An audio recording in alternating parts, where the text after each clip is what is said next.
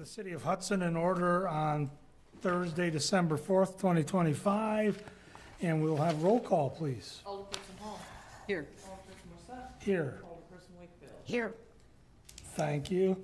Number 3 is public comments. If anybody in the audience wanted to say anything that is not on our agenda, is the time to come to the podium. There is no one here. You guys have an agenda item, so you're good to go. So we'll move right to the approval of our last meeting minutes. Move to approve. Second. Any changes or corrections? Seeing none. If not, all in favor? Aye. All opposed? Motion carries. Thank you.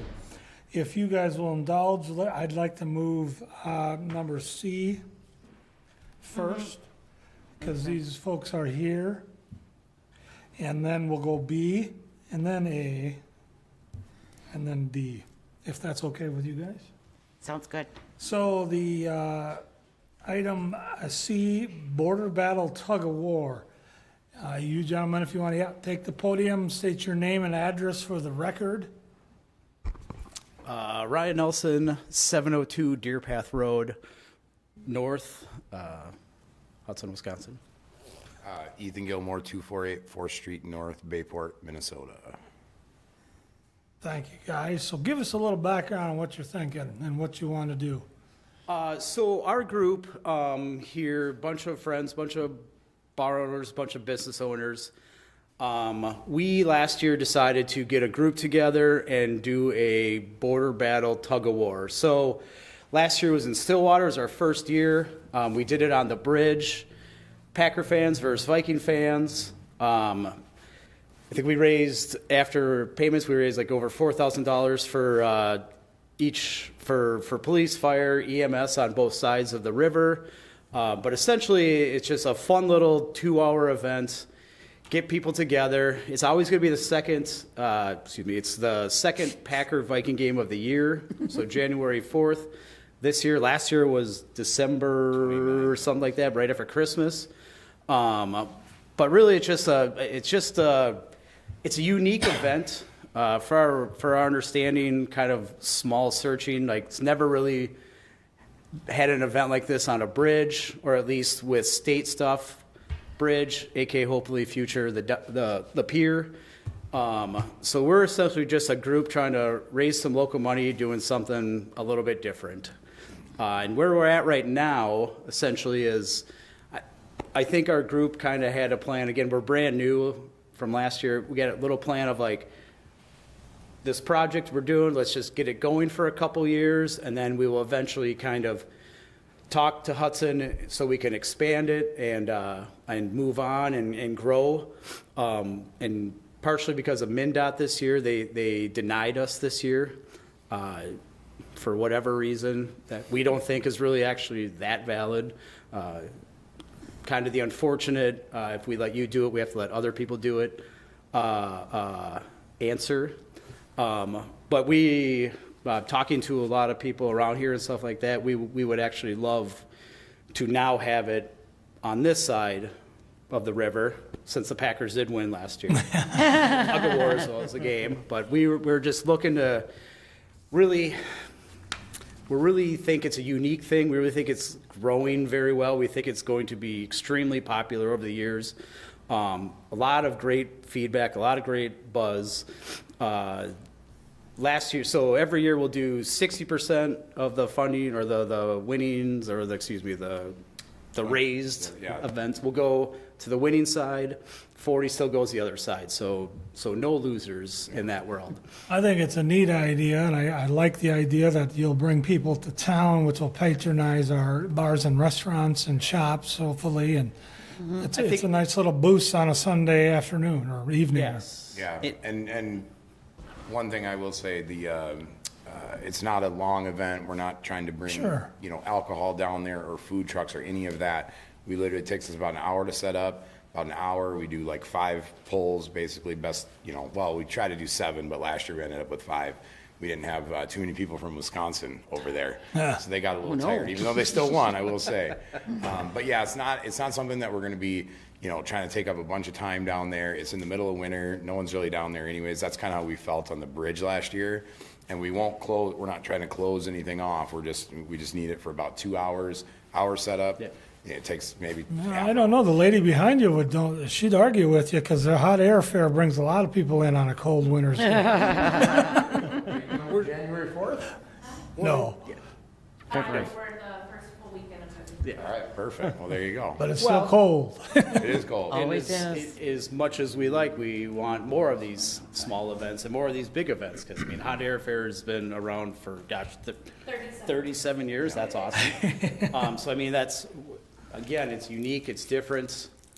Try to find this anywhere else that has something quite like this. So it's great exposure for the area. It's great exposure.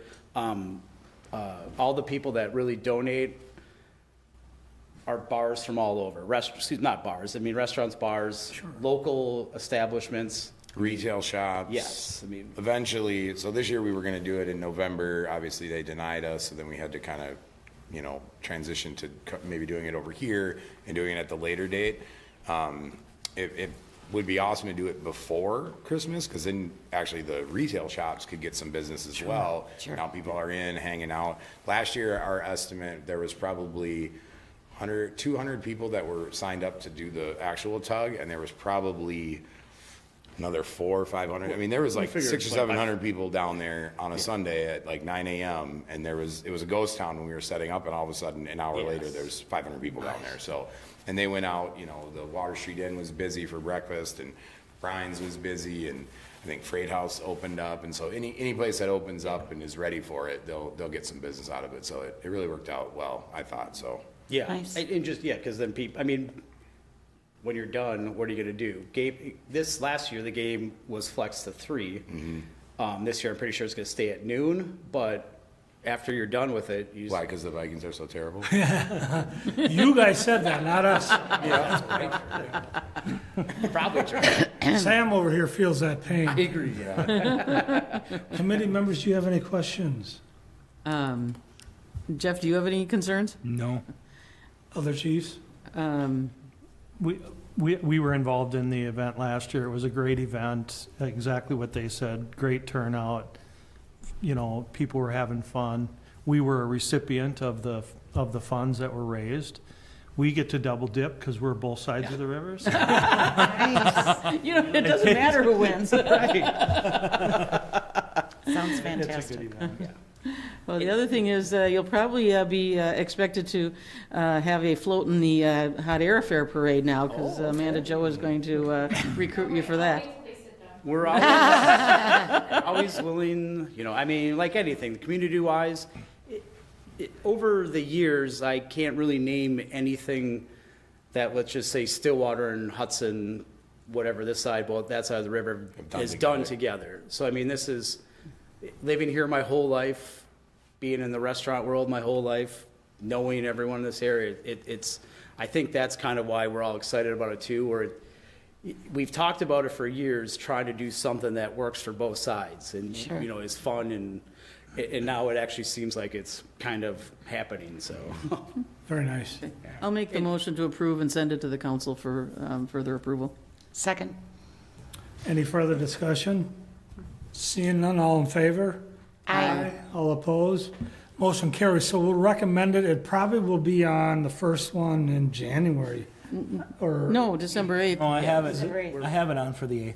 fine, we're December 8th. I stand corrected. Awesome. 6 p.m. here. All right. And, We'll be and here. we're a group too. I mean, we police ourselves. We've been in this world for a long time.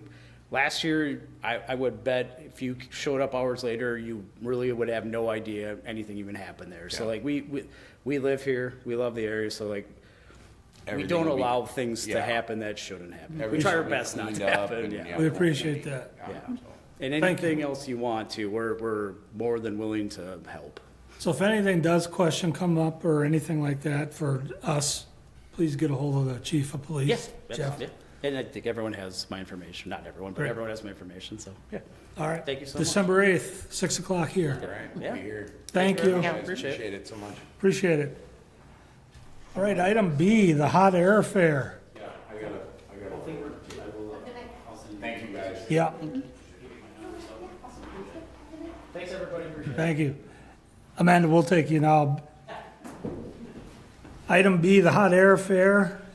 State your name and the address for the record. Amanda Jo Hein. My address is 1907B Riverview Lane, Somerset, Wisconsin. Hi, everybody.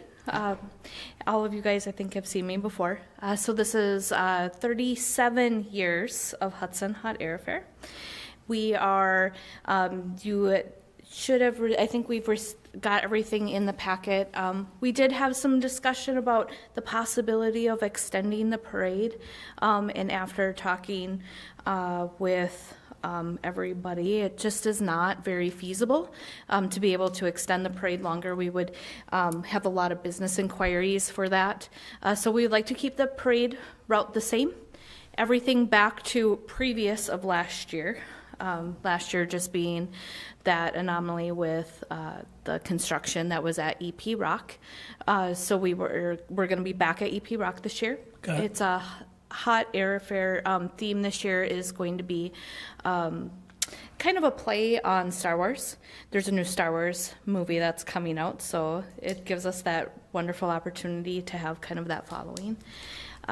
So there's nothing new that we are putting in front of you guys this year than what we've done in previous years. So we are just so thankful that we have the opportunity to be here in Hudson, be able to encourage businesses and people, and watch our children be able to have the fun and glory of watching those big hot air balloons. And so thank you for considering, as always. So I'm here if you have any questions. The only question, and maybe Chief Willem can back with some information on the parking back again. So since we're up there in the neighborhood, how you had it the year before? Yep. So we're going to continue the no parking on one side of the school all the way around. It really seemed like the best action plan. We changed that 4 years ago, and so we want to continue that because it's in between walking and traffic and getting emergency vehicles in and out there. We want to make sure that there's plenty of room. There is a little bit of change on the physical field for entrance on the south side off of Summer, just because the new gate or their new fence is up in EP Rock, which is really amazing for the kids. So we're just shifting that a little bit. Obviously, if we can get extra parking on our field with making our snow, and if we write snow and no mud and everything, then we can have a little bit of extra parking that's directly on the field. Obviously, everything's weather dependent. The advantage of them redoing the parking lot, though, is that it'll make it a little bit easier for us to bring amenities in. And we're looking at the option of parking our crafters on the actual lot to be able to have enough room so we can have a little bit more handicap parking this year. Again, all depending on the weather. Okay. What God gives us. Did you have any concerns, or are you pretty good with it? Oh, we're good. Move to approve? Second. Any further discussion, chiefs? No issues. Okay. All in favor? Aye. All opposed? Motion carries. Thanks, Amanda. Have a good night. Good Thank you. luck.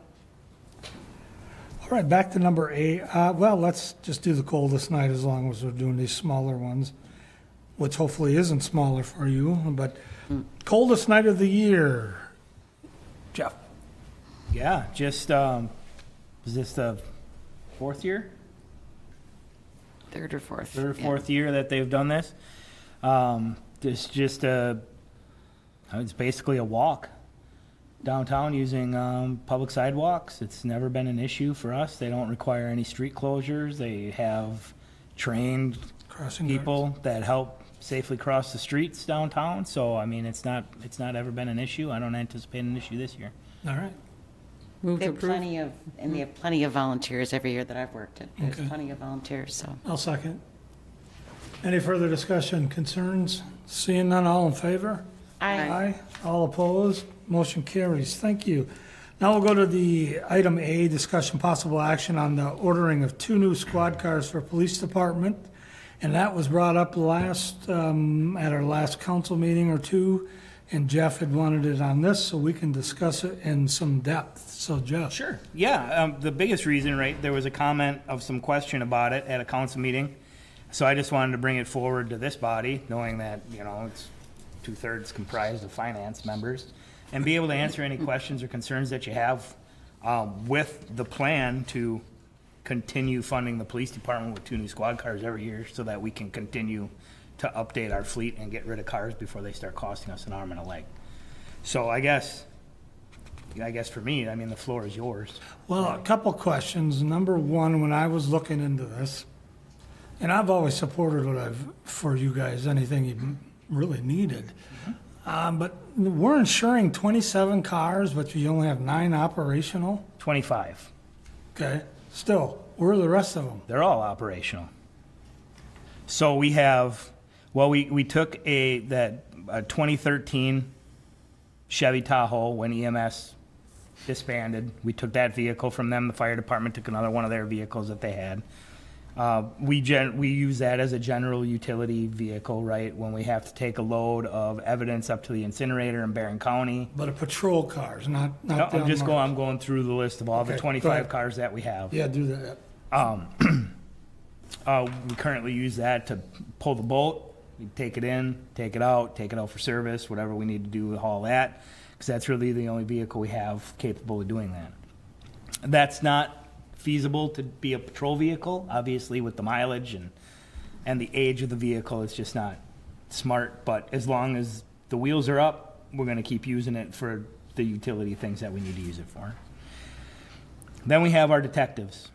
So our detectives all have cars. Our drug detective, we purchased a Dodge Journey back in 2018. Is that 2, 3 cars It's one car.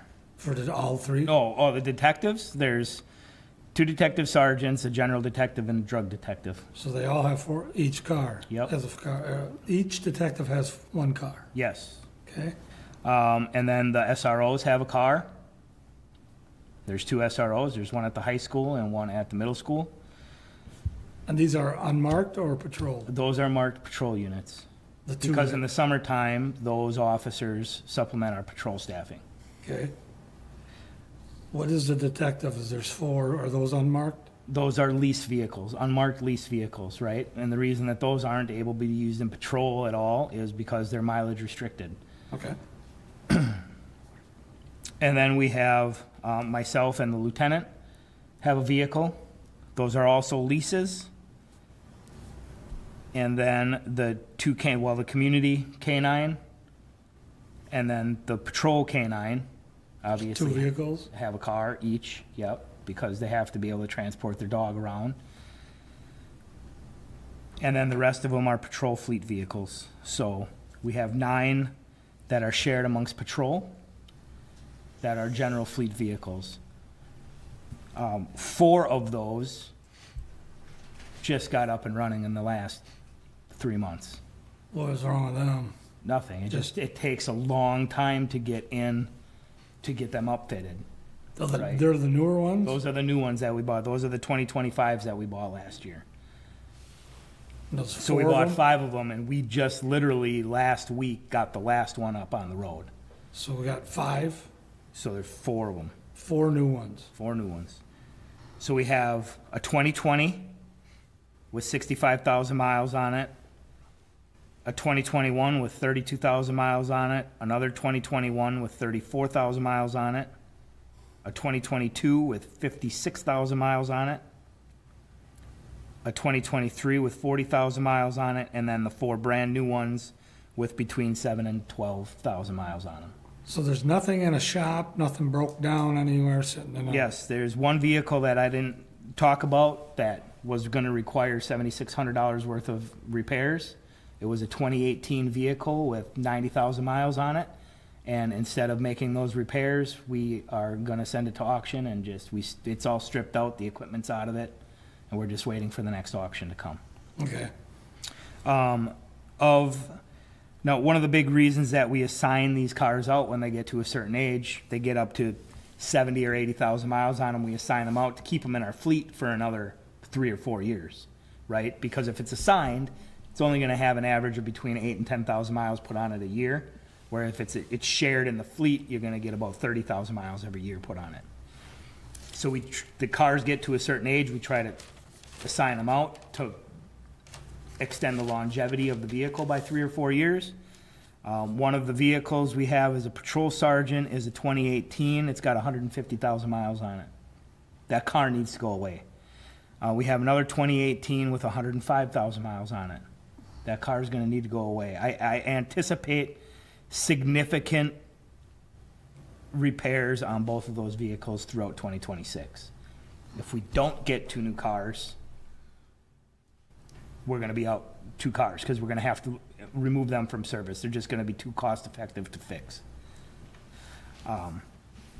And we need 9 in the fleet, I would say, as a minimum, because you have a car that's in the shop, you have someone that hits a deer, and it's got to get repairs, and you have to wait for insurance.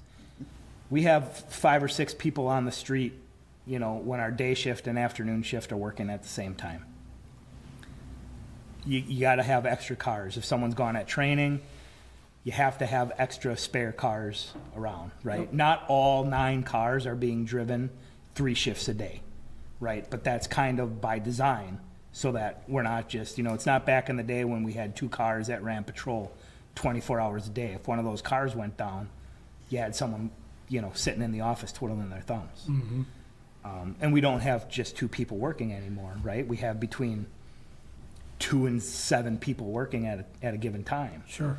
So you need more cars to be able to do Are that. the cars all, do they stay, do they go home with the officers? Are they The ones in that are assigned go garage? home with the officer. So all 9? Nope, all 9 stay at the PD. So if something breaks, there's a vehicle available for people Yes. to take? Okay. And that's the primary reason, right? Is we have a vehicle in the shop at least once a week. Just for routine maintenance or something? Routine maintenance, oil change, tire changes, something goes wrong with it, the warranty work. Every week there's at least 1 car in the shop. Okay.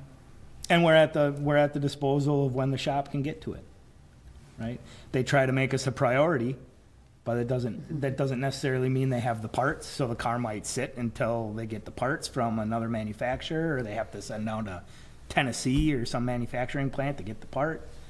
So it's all a matter of what the availability is. No, I realize we need a maintenance program and we shuffle these out. We used to have a very good one with the fire department. We kind of still do. It was always on track every 4, 5, 7 years to buy a new apparatus or something like that. Mm-hmm.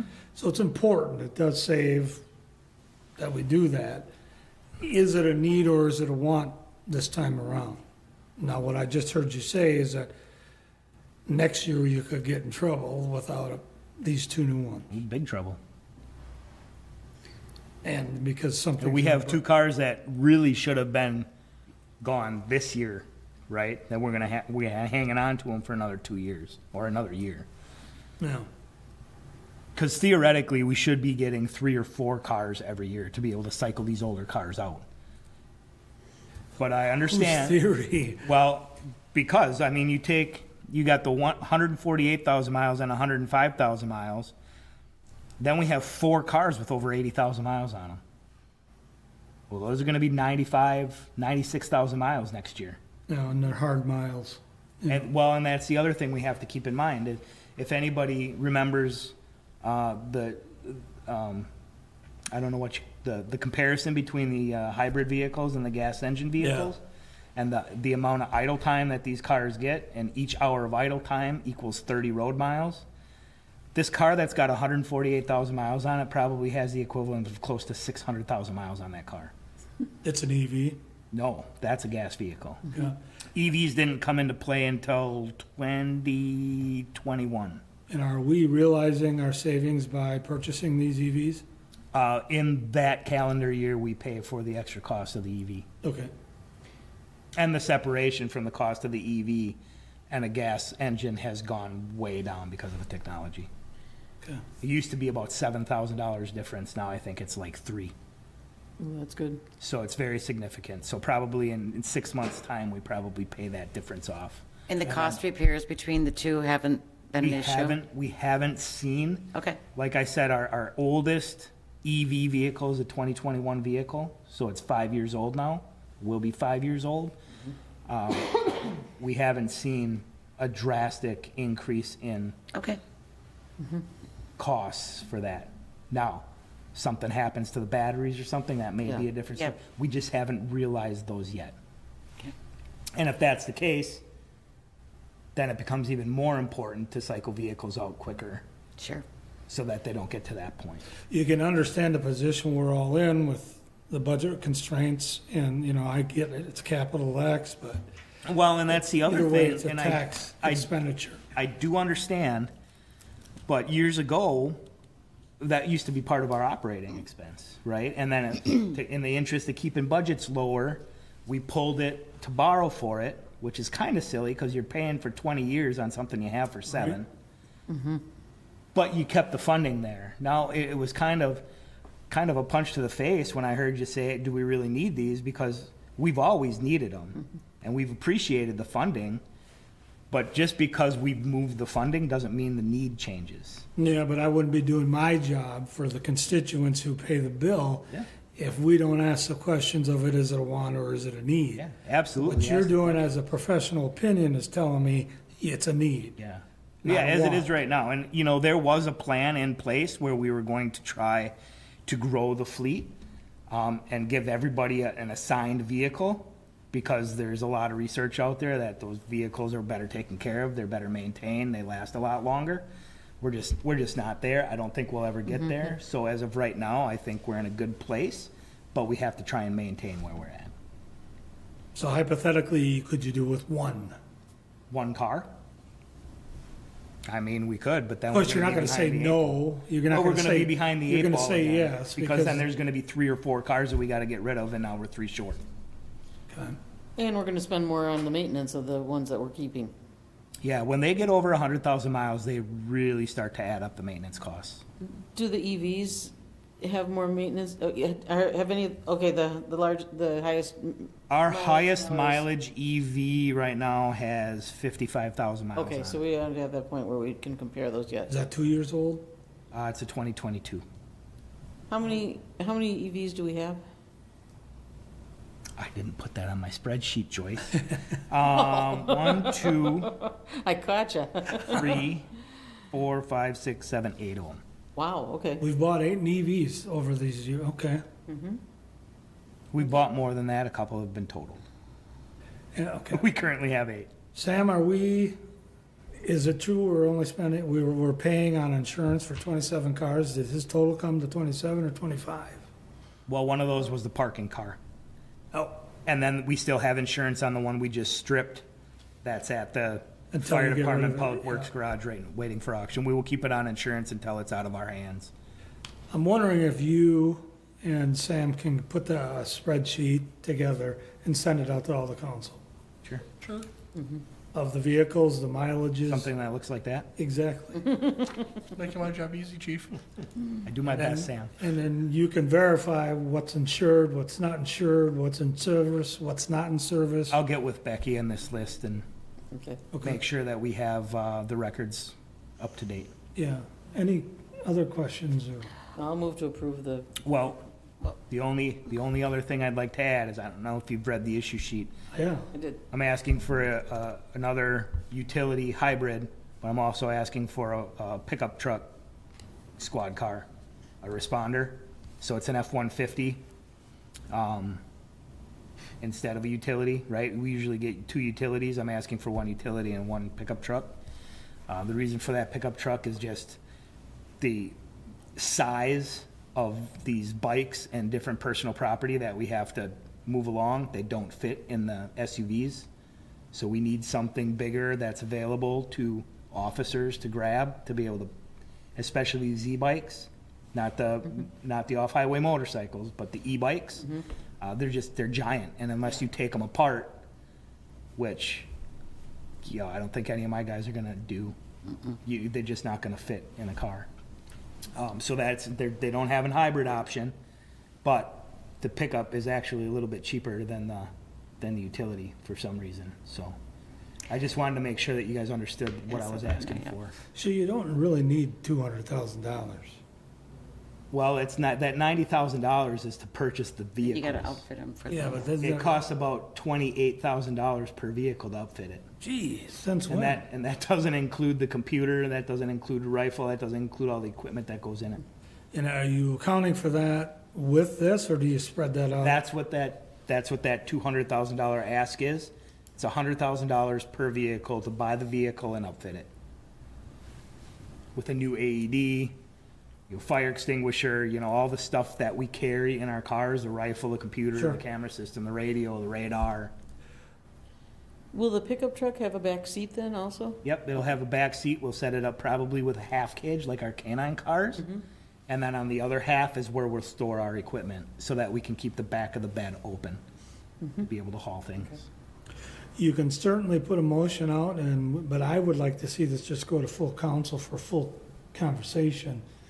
And if you guys want to recommend out of here, that's fine. I guess a comment is that if we don't do the two, then we're gonna be needing the following year, potentially four. Correct. So it would be just delaying the inevitable.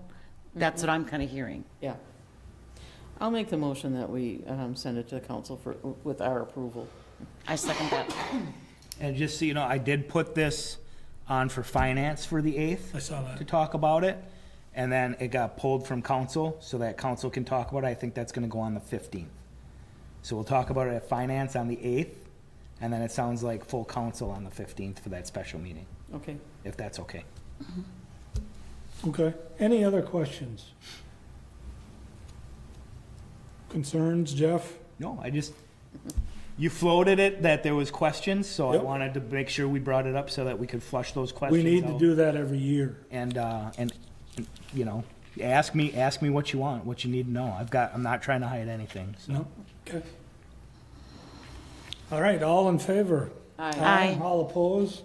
Carries to discuss at finance, and then we'll go from there. Okay, 6 informational items, are there any? 7 EMS, Mr. John, you are. EMS, I gave you, first of all, let's talk about dispatch, but I don't have anything to talk about. So I did try to set up a meeting. I had PTO in November. I typically do go out of town, so I wasn't able to get anything set up before that, but we do want to get something on the books for December to include you or whoever you think should be included in that. So everybody's in agreement, Alina's in agreement, the county's in agreement that we need to discuss this and figure out where we're at, so. Well, that doesn't sound good. So why we gotta discuss it? We can't just find a fix?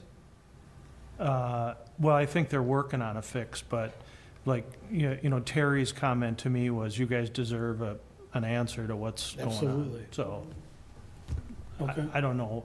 Again, it's not in my world. I don't work in that kind of environment, Right. so. Well, yeah, if the sooner you can set it up, the better, so. Yeah. So I will work on that. When I got back from PTO, I just had too many things on my plate Sure. and couldn't do it, but we'll get something before the end of the month and hopefully before the holidays and Okay, go from there. As far as EMS goes, everything's good in our world. We, like Jeff, I'm gonna just comment on what he reported on. We were in the same boat a number of years ago, and we kept putting off vehicle replacement, because things were going good, you can get them repaired. And now we're really behind the 8 ball. I mean, things are looking good now for us, but it's very obvious we should have never done that. It didn't work. We put ourselves at risk by doing that, so. your fleet is pretty healthy, though? Yeah, it is. So we just went and inspected another remount. Actually, one of the vehicles we purchased from the city of Hudson back in 2019, we had that rebuilt. So we went and looked at that yesterday. We'll take delivery on that next week. It took that long? Well, it's been on a waiting list. Well, no, so we've used it, but it went in a year ago to get rebuilt. Wow. So it sat doing nothing for months. And then I think 4 months to do a rebuild on it. We have 2 new trucks scheduled to be delivered from the factory in January, or sometime first quarter of the 2026. And then we have another truck that's being remounted out in Michigan right now at McQueen. So we took 4 trucks last year new, so we're going to be good. Okay. But and part of that are, along with Health Partners, we developed a 10-year replacement plan moving forward. So we can't get behind the 8 ball again, and we just have to keep the ball rolling. You know, it's taken 3 years to get a new ambulance. Wow. We don't see that changing. That's what the industry is telling us. Even the remounts, fortunately, we found a company that purchased a large garage in Michigan, and they can do 11 remounts at a time, but they still have a long waiting list. Mm-hmm. So prior to that, we were 3 years out on a rebuild. So anyways, everything's looking good. Our staffing is good. We're still fully staffed. As far as volumes go, there's no real outliers here. Our volumes are very consistent month to month. I gave you both October and November here for you to look at. I don't have anything to comment on it unless you guys have questions. Any questions, committee? Joyce? Thank you. Any questions? Nope. Nope. All right, fire update. Thanks, John. Nothing of great importance to report. With a little dip in calls in October, and we shot right back up in November. So we're right in line with where we were last year. So I don't anticipate December being any slower. Other than that, there's just our new fire inspector is working out well. We've probably doubled our inspections already the second half of the year that we did all last year. So we are finally getting to all our required inspections, which we hadn't been getting to every year, just based on time. So Nice. that's working out quite well. So All right. Any questions? No? Police Department. You see the call sheets, 1496, about 1,500 calls for service again last month. It's pretty consistent with school being back in session.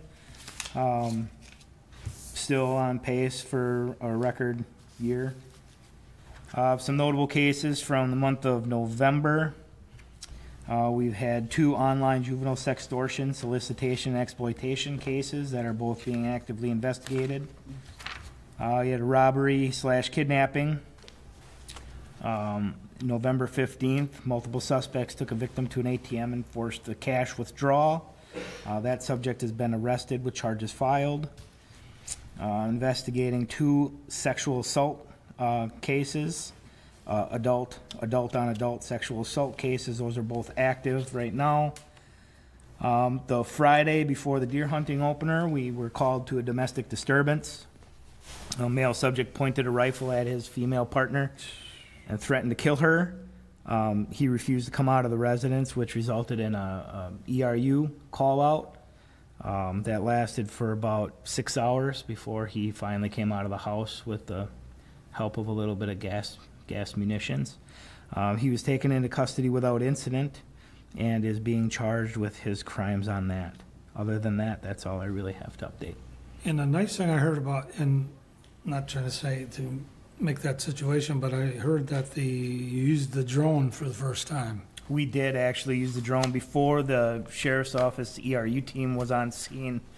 Our sergeant working that night is the main drone pilot, so he has it with him all the time. So he was able to give us very valuable intelligence on the layout of the residence and what kind of was going on in the residence by using the drone and the cameras to be able to see what was going on. And that was donated by Having the it close. Hudson Police Foundation, so it was a pretty PC equipment. Yeah, it was $20,000. Yeah. So, So thanks to the foundation. yeah, How's our new puppy doing? good. Sorry, I have to ask every time. Yeah, Raider is doing good. Melanie, anything? Anything for our next agendas? Okay, Move to adjourn. Second? all those in favor? Aye. All opposed? We are adjourned. Thank you, everybody.